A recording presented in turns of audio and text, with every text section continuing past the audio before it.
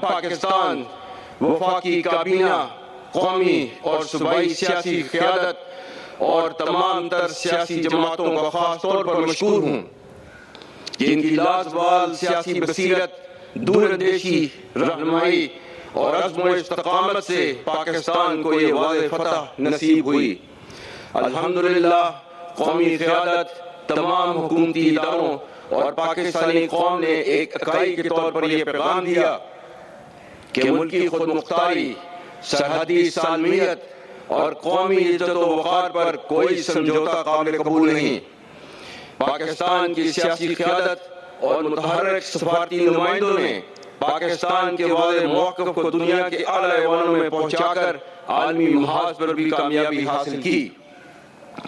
اسی طرح پاکستانی میڈیا، صحافی برادری اور خاص کر ہمارے نوجوانوں نے جس طرح دشمن کے پروپیگنڈا، سائبر وارفیئر اور نفسیاتی چالوں کو ناکام بنایا، اس کی نظیر نہیں ملتی۔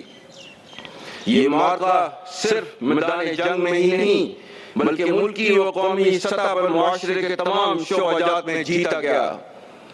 معزز حاضرین، کسی بھی ملک کی حقیقی طاقت اس کے عوام کی وحدت فکر و عمل اور ان کے جذبہ حب الوطنی میں مضمر ہے۔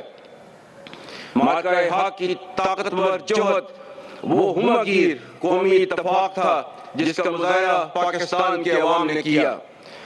جب جنگ کے بادل منڈلائے تو ہم نے دیکھا کہ ہر فکری اور انفرادی شناخت پاکستانیت کے جست واحد میں ڈل گئی۔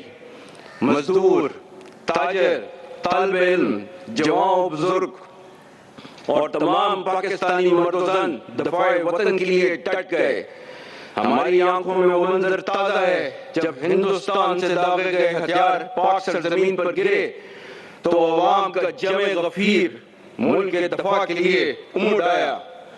قوم، حکومت اور افواج پاکستان کے درمیان وہ رشتہ دیکھنے کو ملا جس کے طفیل پوری قوم دفاع وطن کے لیے ایک سیسہ پلائی دیوار کی مانند صف آرا ہوئی، اور اللہ تعالیٰ کے احکام کے عین مطابق یہ قومی جدت اس معرکے کے نام کی بنیاد بنی۔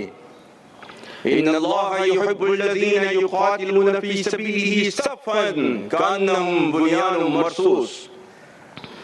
بے شک اللہ ان لوگوں سے محبت کرتا ہے جو اس کی راہ میں صف بستہ ہو کر لڑتے ہیں گویا وہ ایک سیسہ پلائی ہوئی دیوار ہوں۔